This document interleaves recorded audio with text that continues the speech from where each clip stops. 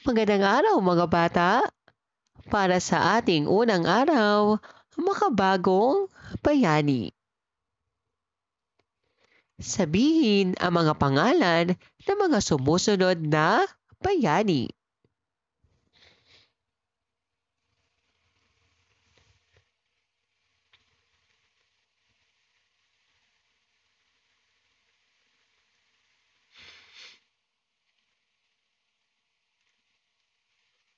Alam nyo ba, hindi lang sa nakaraan may mga bayani? Kahit sa kasalukuyan, may mga modernong bayani na tumutulong sa kapwa at sa komunidad. Ngayon, ating tatalakayin kung sino ang makabagong bayani at paano tayo makakagawa ng kabutihan sa ating paligid. Ano ang makabagong bayani? Ang makabagong bayani ay isang tao sa kasalukuyan na tumulong sa kapwa at sa komunidad. May mabuting asal tulad ng katapatan, kabutihan, tapang at pananagutan. Maaaring ordinaryong tao na may positibong epekto sa paligid.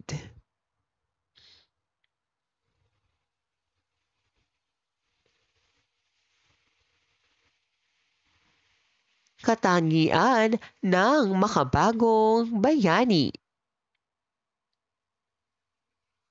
Tumutulong sa nangangailangan. Nag-aalaga ng kalikasan. Sumusunod sa batas at tuntunin. May tapang sa paggawa ng tama. Naglilingkod sa komunidad nang walang hinihinging kapalit. Paano maging makabagong bayani? Una, tumulong sa bahay, paaralan at komunidad. Pangalawa, igalang ang mga nakatatanda, guro at kaibigan. Pangatlo, pangangalaga sa kalikasan. Pang-apat, maging tapat at patas sa pakikitungo. Panglima, ibahagi ang talento o kakayahan para makatulong sa iba.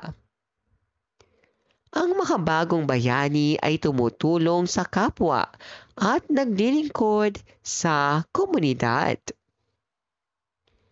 Ang modernong bayani ay may mabuting asal, katapatan, tapang, kabutihan at pananagutan.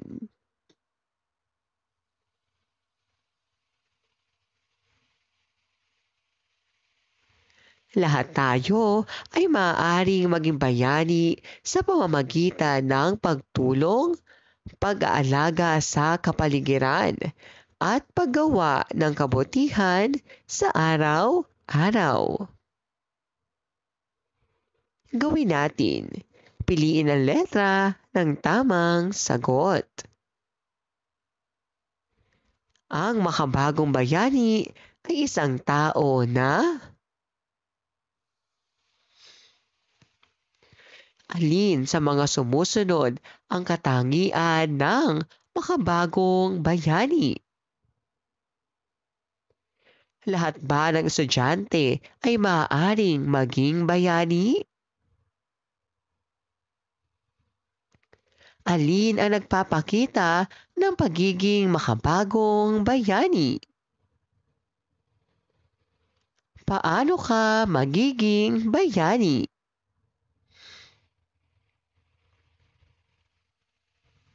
Gawin natin.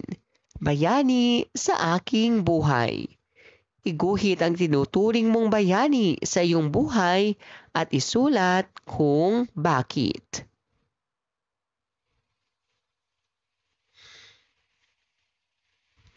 Ikalawang araw, katangian ng bayani sa makabagong panahon. Para sa iyo, ano ang ibig sabihin ng salitang bayani?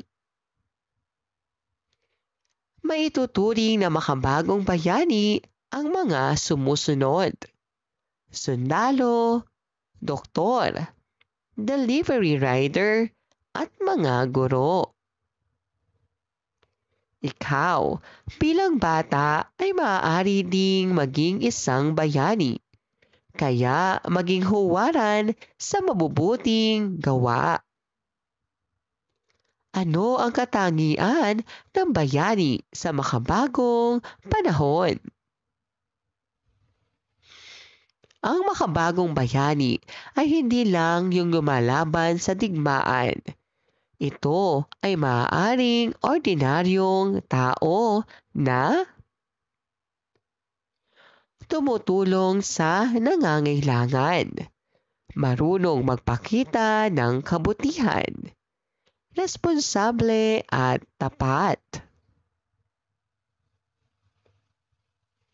May tapang na gawin ang tama. May malasakit sa kalikasan at komunidad. Ano ang sariling katangian na may kaugnayan sa pagiging bayani?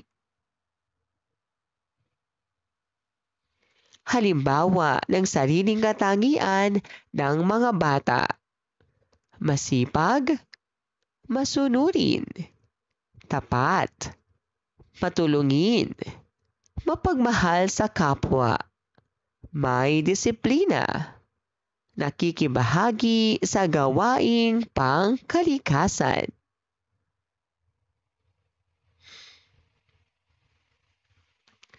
Ang makabagong bayani ay may mabuting puso at tumutulong sa kapwa. Lahat tayo ay may sariling katangian na maaaring maging katangian ng bayani. Mayroon silang katangiang katapatan, disiplina, sipag, tapang, kabutihan, at pananagutan. Gawin natin. Piliin ang letra ng tamang sagot. Alin ang katangian ng makabagong bayani? Ano ang gamit ng Venn diagram? Alin sa mga ito ang sariling katangian na makabayani? Bakit tinawag na bayani si Carlo? Alin ang katangiang kapareho ng bayani at estudyante? Gawin natin. Gamit ang Venn diagram, isulat ang inyong katangian na kapareho sa katangian ng pagiging makabagong bayani. Ikatlong araw, mga katangian ng isang bayani at paano maging bayani sa makabagong panahon. Sino sa tingin ninyo ang bayani? Bakit sila may tuturing na bayani? Hindi lamang sina Jose Rizal, Andres Bonifacio at iba pa ang mga bayani. Kahit ordinaryong tao ay maaaring maging bayani. Ano ang katangian ng isang bayani? Ang bayani ay taong gumagawa ng kabutihan para sa kapwa at bayan. May ilang katangiang makikita sa kanila. Matapang, hindi natatakot tumulong kahit mahirap ang sitwasyon. Matulungin, laging handang tumulong kahit hindi hinihingi.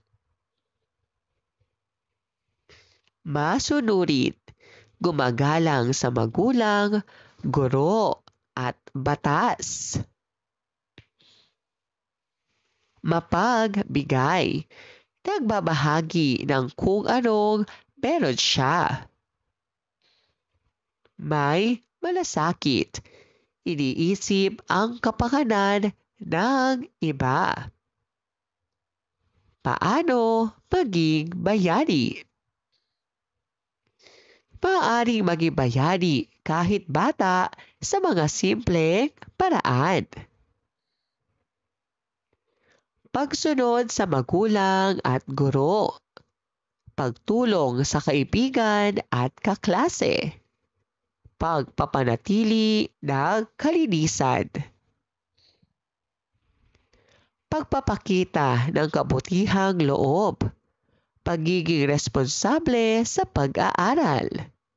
Pagbibigay galang sa bawat tao. Ang bayani ay hindi lamang nakikita sa mga aklat o kasaysayan. Kahit sino, kahit bata, ay maaaring maging bayani sa pamamagitan ng katapatan, kabutihan, malasakit, at pagtulong sa kapwa. Gawin natin. Piliin lamang ang makatangiang tulad sa isang bayani.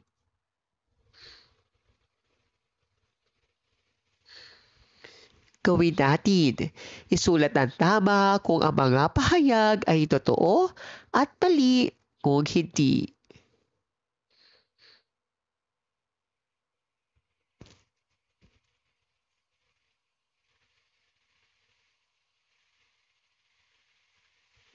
Ika-4 na araw, interpretatibong sayaw. Gayahin ang mga sumusunod na ekspresyon ng mukha.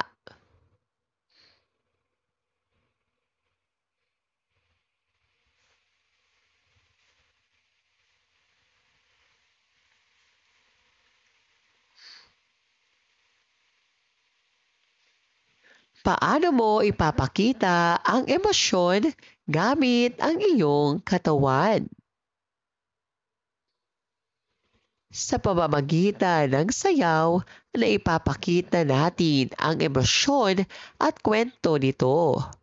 Ito ang interpretatibong sayaw. Ano ang interpretatibong sayaw? Ang interpretatibong sayaw ay sayaw na gumagamit ng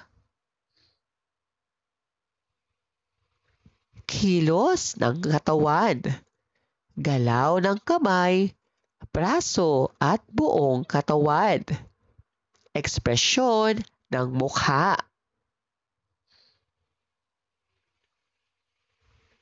Upang ipakita ang damdamin, mensahe o kwento ng isang awit. Katangian ng interpretatibong sayaw. Malaya ang galaw. May kahulugan ang bawat kilos. May damdamin. Panoorin natin ang isang halimbawa ng interpretatibong sayaw.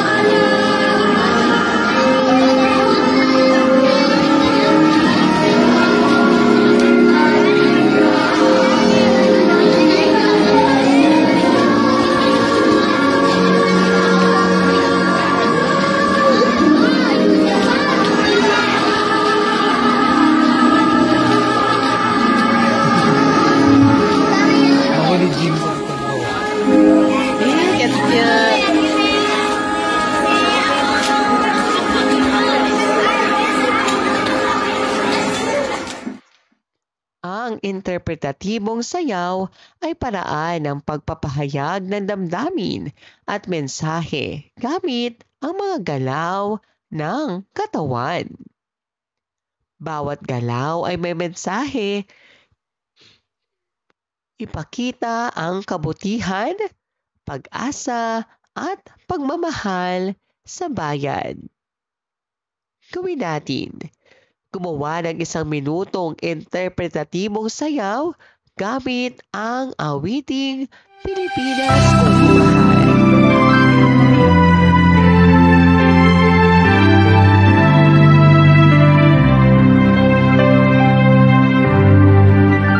Ang bayan ko'y tanging ikaw, Pilipinas kong mahal, ang puso ko at buhay man sa iyo'y ibibigay. Tungkulin kong nagampanan na lagi kang paglingkuran. Ang laya mo'y mabantayan, Pilipinas kong mahal.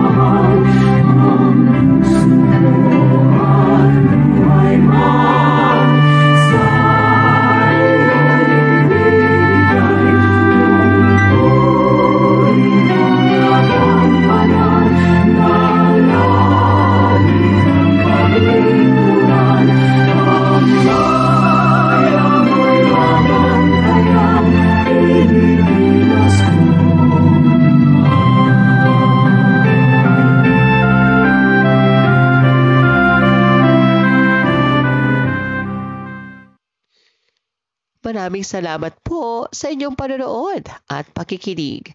Hanggang sa muli pag-aaral ng asignaturang makabansa. Paalam!